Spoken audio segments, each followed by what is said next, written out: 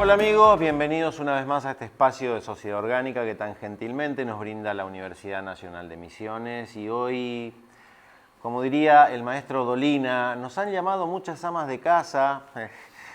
Resulta que, bueno, dada la repercusión y el impacto que ha tenido la entrevista que hemos hecho recientemente a Camilo Furlan, nos dimos en el trabajo de convocarlo nuevamente porque nos quedaron infinidad de preguntas, infinidad de cuestiones que realmente merecían un nuevo encuentro. Buen día, Camilo, ¿cómo estamos? ¿Cómo está la chacra? Buen día, la chacra todo bien, todo tranquilo, venimos allá. Nuevamente un privilegio estar otra vez en el canal de UNAM. Sí, yo creo que es súper importante muchas veces ayudar a oxigenar la universidad también con propuestas como la tuya, ¿no es cierto? Que recordemos a los amigos, Camilo está haciendo el auto a basura, la camioneta a basura en este caso. Nos estuviste contando la última ocasión, bueno, ciertas cualidades técnicas refrescando, ¿no? Hablábamos de que la camioneta iba a ser como un arbolito. Exactamente, de que le damos de comer basura, quemamos la basura, la convertimos en humo, según usamos como combustible y por el caño escape sale oxígeno puro.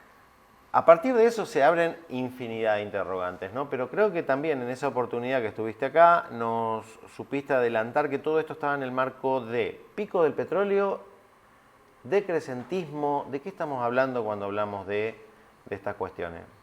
Bueno, pico del petróleo es justamente el momento en el cual fue cada vez menos rentable extraer petróleo de la tierra. Es decir, en su momento vos necesitabas un poquito de energía para sacar petróleo de la tierra y bueno, con el tiempo, como fue mermando la cantidad de petróleo en el planeta, fue siendo necesaria cada vez más cantidad de energía, más petróleo mismo invertido para sacar menos cantidad de petróleo.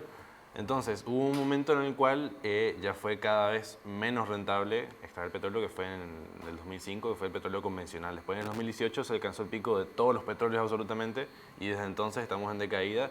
Y bueno, pasa que el petróleo repercute en todos los ámbitos de la sociedad. Eso te iba a preguntar, bueno, ¿en qué nos afecta Claro. la escasez de este...? Claro, porque lo que uno asume es decir, bueno, la nafta, es decir, bueno, van a empezar a aumentar los precios de la nafta.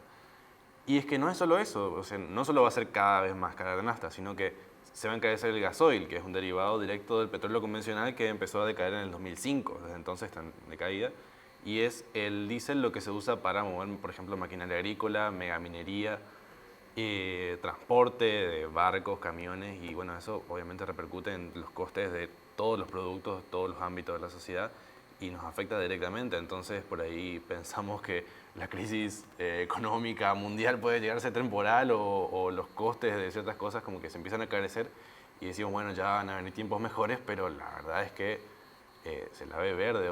Por ejemplo, los autos convencionales que funcionan con nafta o con diésel, sabemos que contaminan, sabemos que es caro el combustible, entonces nos proponen la alternativa de los autos eléctricos. Y nadie tiene un auto eléctrico. ¿Por qué? Porque es demasiado caro. De hecho, las mismas empresas europeas que estaban en plan de empezar a fabricar autos eléctricos, literalmente se dieron de baja, dijeron no va más, es imposible. ¿Por qué? Porque fabricar un auto eléctrico es carísimo.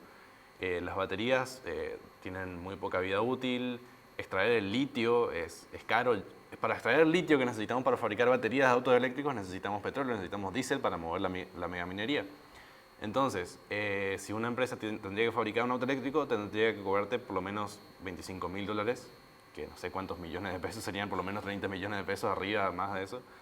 Entonces nadie se podría comprar un auto eléctrico.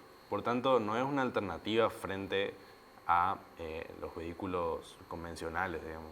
Hacia lo que implica, tampoco imagino, al menos en el corto o mediano plazo, una sembradora o una cosecha o un tractor con paneles solares.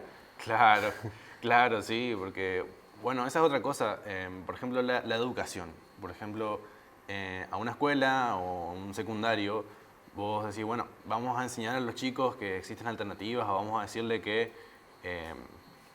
no está bueno el petróleo, que no está buena la nafta, y decimos, bueno chicos, tienen que usar paneles solares, turbinas eólicas, Y no somos serios en ese sentido, no les decimos que para fabricar esas cosas necesitamos petróleo, entonces le estamos mintiendo a los chicos.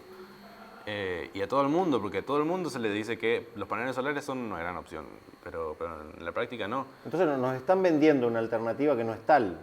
Exactamente. Por eso, una vez que uno se da cuenta de estas cosas, dice, pero ¿y entonces qué? ¿Cuáles son las alternativas reales? Y bueno, un poco el proyecto de Autobasura que replica el modelo de Edmundo Ramos, que es un ingeniero de Córdoba, busca poner en práctica, bueno, estas incertidumbres con los recursos locales. Es decir, el proyecto que yo estoy llevando a cabo usa como combustible la carbonilla, que es un residuo que está al alcance, que es un residuo local que yo le pido al vecino porque el vecino lo tira y que podemos usar como combustible. Y si yo hago funcionar mi vehículo con ese combustible, al vecino le va a copar la idea y va a dejar de tirar ese residuo y le va a servir. Entonces, la idea es que una transición hacia energías renovables o a dejar de usar petróleo como combustible le sirva a la gente. Ese es el objetivo, digamos, o lo que debería ser el objetivo. O sea, claramente no va a ocurrir una transición que permita sostener la sociedad de consumo, ¿no? Porque está toda esta hipótesis acerca de que no se puede crecer infinitamente en un planeta con recursos limitados, ¿no? Y que esta incapacidad de seguir creciendo es casi una crisis terminal del capitalismo, ¿no? Y entonces de lo que estamos hablando tal vez, corregime si me equivoco, pero es de empezar a crear semillas de una sociedad postcapitalista. Va un poco por ahí la cosa. Extremadamente desafiante, pero es lo que tenemos que hacer, en lo que tenemos que empezar a debatir. Por eso el proyecto es decrecentista, es decir, claro, si bien, por así decirlo, el capitalismo busca expandir, es decir, bueno, tenemos que hacer crecer el Producto Bruto Interno de un país y entonces crecer, consumir recursos y nunca pensamos no queremos pensar en las consecuencias de qué va a pasar cuando terminen, ¿no? Entonces, decrecer, por eso es un proyecto decrecentista, implica decrecer en cuanto a, bueno, estas cuestiones, ¿no? Es decir, no podés tener un trabajo a 150 kilómetros de distancia. Eso es algo que yo decía en mi último video.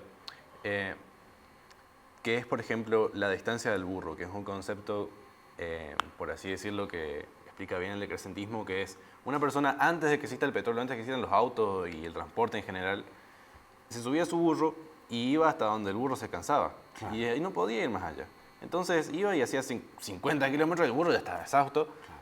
Y hoy no, o sea, vos podés hacer, como te decía, 150 kilómetros hasta tu trabajo y lo contemplamos como algo normal, natural. Y tenemos que empezar a cuestionarnos esas cosas, es decir, bueno, estas cosas se van a ir acabando y ser serios en cuanto a la realidad y eso. Volver a lo local, volver a los mercados de cercanía, a la producción, a la autonomía también de las comunidades. Todo esto, obviamente, en el marco de una aspiración, de una transición democrática, porque, bueno, el decrecentismo en últimas es algo que va a ocurrir y que es irreversible. Claro, porque pasa también que a medida que escaseen los recursos y no tengamos en cuenta decrecer como plan estructurado, es decir, lo que va a pasar es que las potencias se van a empezar a pelear por los recursos, va a haber cada vez más conflictos. Que ya está pasando. Y nos negamos a esas cosas. Como ¿no? La misma Europa que planea un aumento en la inversión militar de 30.000 millones de euros con el pretexto de ser algo para defenderse de Rusia, cuando en realidad ocultan de que lo que está planificando Europa es reanudar y profundizar el saqueo de África, ¿no? Justamente sí, para tener disponibilidad de estos recursos que son cada vez más escasos, ¿no?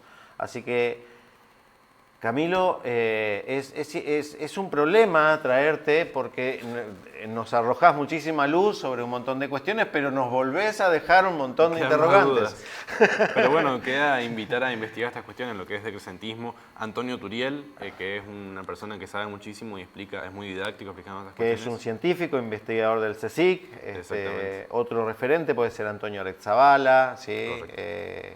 Carlos Taibo, bueno, hay para los amigos justamente universitarios creo la responsabilidad de ponernos a investigar y a debatir y empezar a arrojar más luz sobre estas cuestiones. Camilo, un placer nuevamente.